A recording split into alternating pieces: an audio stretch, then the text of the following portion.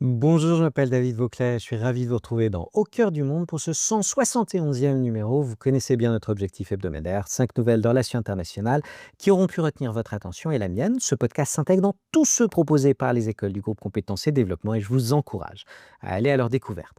C'est notre numéro de rentrée. Bonne et heureuse année 2026. On peut déjà garantir qu'elle sera stimulante pour tous les amateurs de relations internationales. D'ailleurs, au vu de l'actualité très dense, nous n'allons parler que de 3 points. Commençons par la Bulgarie, devenue le 21e pays de la zone euro depuis le 1er janvier. Une étape importante dans l'intégration européenne du pays, mais qui se déroule dans un contexte politique et social très divisé. De nombreux Bulgares s'inquiètent d'une inflation probable des prix, d'une perte de souveraineté possible, et nourrissent des craintes par rapport à la pérennité de l'Union et de celle de sa monnaie. Le paysage politique est fragmenté, la méfiance profonde envers les institutions, la corruption demeure un défi structurel majeur, la perception d'un clientélisme politique, l'influence persistante d'oligarques sanctionnés à l'étranger et une justice faible ont alimenté une longue série de protestations populaires. Cela affaiblit la confiance dans l'État, freine les réformes nécessaires à une croissance durable et complique l'absorption efficace des fonds européens. Sur le plan économique, la Bulgarie reste le pays le plus pauvre de l'UE en termes de PIB par habitant, avec des disparités régionales marquées, des taux d'emploi très inégaux et une économie informelle significative. La faiblesse de l'investissement privé et un climat d'incertitude politique pèsent sur la croissance. Démographie vieillissante, départ des jeunes vers l'étranger, pression fiscale alimentent en outre les défis structurels du marché du travail. Mais la crainte d'une Russie plus agressive et des États-Unis bien moins fiables, voire hostiles, crée un fort besoin d'Europe. Une Europe qui ne sait pas vraiment comment réagir face à l'enlèvement de Nicolas Maduro par l'armée américaine et les déclarations agressives du président Trump à l'encontre de la Colombie, de Cuba, du Mexique et, pour nous, du Groenland. Car pendant que beaucoup entraient doucement dans l'année 2026, les États-Unis ont, eux, fait basculer l'ordre international et ont rappelé au monde, en particulier à l'Europe, ce qu'est l'exercice nu de la puissance. En quelques heures, les États-Unis ont mené l'opération Absolute Resolve. Cyberattaque massive, encerclement aérien, intervention de forces spéciales et arrestation de Nicolas Maduro en plein Caracas, sous les yeux d'un Donald Trump observant la scène depuis Mar-a-Lago. Un geste spectaculaire, mais surtout hautement politique, c'est l'illustration d'une doctrine. La première question est évidente. Pourquoi Trump a-t-il fait cela? Ni la lutte contre la drogue, certainement pas la promotion de la démocratie, ni même l'accès au pétrole, nous y reviendrons, ne suffisent à expliquer l'opération. Ces arguments existent, ils servent de justification juridique ou narrative, mais ils ne sont pas moteurs. La clé se trouve ailleurs dans une doctrine hémisphérique assumée que l'administration Trump revendique désormais sans détour. Le message est clair, les Amériques constituent une zone d'intérêt vital dans laquelle la présence active de puissances rivales, la Chine, la Russie, l'Iran, Cuba, même l'Europe, n'est plus tolérée. Marco Rubio, le ministre des Affaires étrangères, l'a formulé explicitement. Ce n'est pas une politique globale, c'est un recentrage stratégique. Maduro n'était pas seulement un dictateur contesté, il était surtout le symbole visible de cette pénétration concurrente dans l'arrière-cour américaine. Sur le plan juridique, l'opération repose sur un montage fragile. Sur le plan du droit international comme du droit états-unien, l'opération est extrêmement discutable car totalement illégale. À New York, Maduro a comparu menotté, affirmant être innocent, président légitime et victime d'un complot. La justice américaine s'appuie sur une inculpation pour narcotrafic, mais le dossier est complexe, long et politiquement très chargé. En droit international, il n'existe aucun cadre autorisant l'arrestation d'un chef d'État étranger par une puissance extérieure. Nous sommes donc face à un précédent assumé qui signale une hiérarchie claire.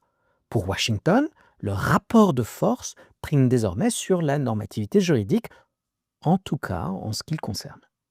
Trump ne s'en cache pas, il se fiche éperdument du droit, l'efficacité prime désormais sur la légitimité. Mais l'essentiel n'est peut-être pas l'arrestation elle-même. La vraie question est: que se passe-t-il après? Contrairement aux images de décapitation du régime, l'État vénézuélien n'a pas implosé.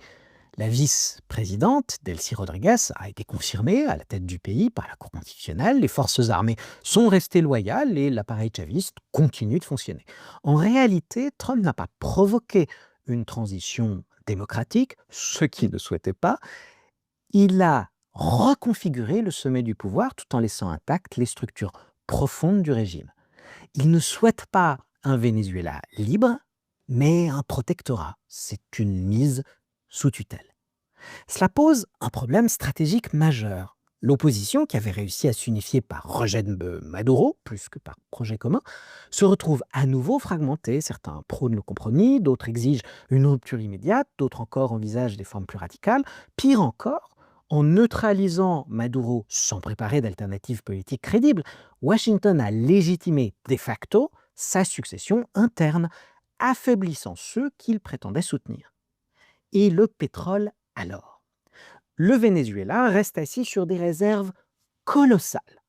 C'est indiscutable. Mais un fantasme persiste, celui d'un robinet que l'on pourrait rouvrir. La réalité est bien différente. La production a chuté de près de 90%. Les infrastructures sont délabrées, le brut est complexe à traiter, et relancer le secteur nécessiterait une décennie et plus de 100 milliards de dollars d'investissement, selon les spécialistes. Les majors américaines, Chevron en tête, avancent prudemment.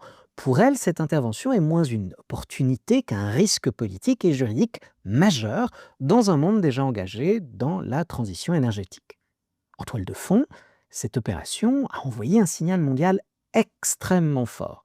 Ni Pékin, ni Moscou, ni Téhéran n'ont réagi concrètement, par exemple militairement, non par choix stratégique, mais par incapacité immédiate.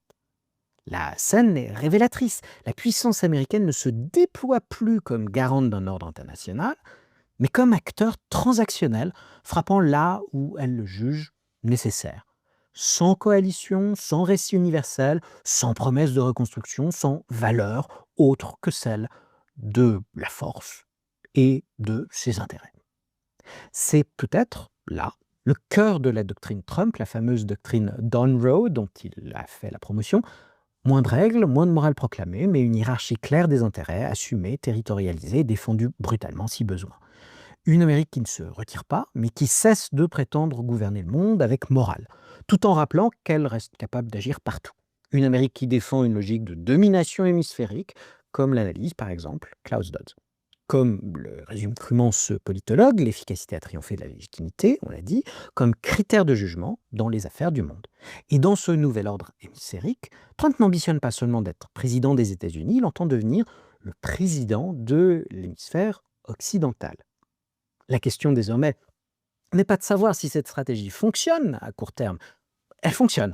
La vraie question est celle du long terme, du prix à payer pour la stabilité régionale, pour les alliés, et pour un monde où la puissance brute redevient la principale grammaire des relations internationales, où la souveraineté devient non plus première, mais conditionnelle. Et l'intégrité territoriale est réservée à ceux qui en ont les moyens.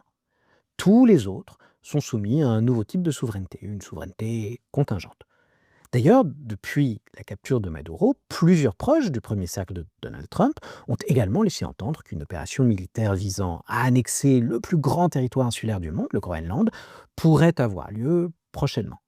Et dans un avenir tout aussi proche, il est probable que des pays comme le Danemark vont être confrontés à des demandes exorbitantes pour obtenir des garanties de la part des puissances hémisphériques, et surtout de la première d'entre elles. Mais pour être aimable avec le Danemark, aucune nation de l'Union européenne n'a les moyens de faire face seule à Trump, qu'il sait très bien quand il apporte son soutien aux partis nationalistes européens. L'Europe est aujourd'hui assiégée et voit que le droit sans la puissance n'est qu'un slogan vide.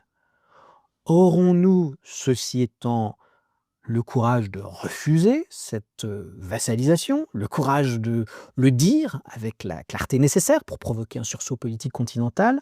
La timidité des réactions de nos dirigeants et le scepticisme de nos populations n'incitent pas à l'optimisme. Enfin, depuis la fin décembre, l'Iran connaît une nouvelle vague de manifestations d'ampleur nationale. À l'origine, une crise économique sévère, inflation proche de 50%, effondrement du rial, flambée des prix alimentaires. Les protestations, partie des commerçants des bazars, se sont rapidement étendues à de nombreuses villes et provinces. Très vite, les slogans ont dépassé la seule question du pouvoir d'achat. Les manifestants visent désormais le régime lui-même jusqu'au guide suprême. Étudiants, classe moyenne, commerçants convergent sans leadership unifié, mais avec une radicalisation claire du discours. La réponse du pouvoir est classique, répression dure, arrestation massive, plusieurs dizaines de morts selon les ONG. Le régime affiche sa fermeté tout en promettant vaguement des mesures économiques sans convaincre. Derrière une pression internationale accrue et des mises en garde américaines, le régime tient encore, mais l'équation est fragile. Une société épuisée, une économie asphyxiée et un pouvoir qui ne propose plus de récit mobilisateur. En Iran, la question n'est plus celle du mécontentement, mais de sa durée et de ce qu'il pourrait finir par emporter. Si Trump décide d'intervenir, ce dont il a menacé, et que l'armée américaine poursuit ce qu'Israël a commencé en 2025 en décapitant le régime des ayatollahs, la mise en place d'un gouvernement de transition à Téhéran aurait un impact sur toute la région. L'Iran n'étant plus en mesure de soutenir des groupes armés au Liban, au Yémen, en Syrie. Cela renforcerait inévitablement Israël et d'autres puissances régionales clés telles que l'Arabie saoudite, les Émirats arabes unis, le Qatar et la Turquie. Il faut prendre la mesure de ce qu'un tel changement de régime pourrait signifier, y compris jusqu'en Afrique. Le Soudan, par exemple, subit de plein fouet l'intervention de tiers du Moyen-Orient. Mais ça, ce sera pour un autre numéro de notre podcast. Ainsi s'achève cette longue 171e itération en espérant qu'elle vous aura intéressé. N'hésitez pas à vous abonner, mais surtout à commenter, partager ce numéro s'il vous a plu. C'est toujours apprécié.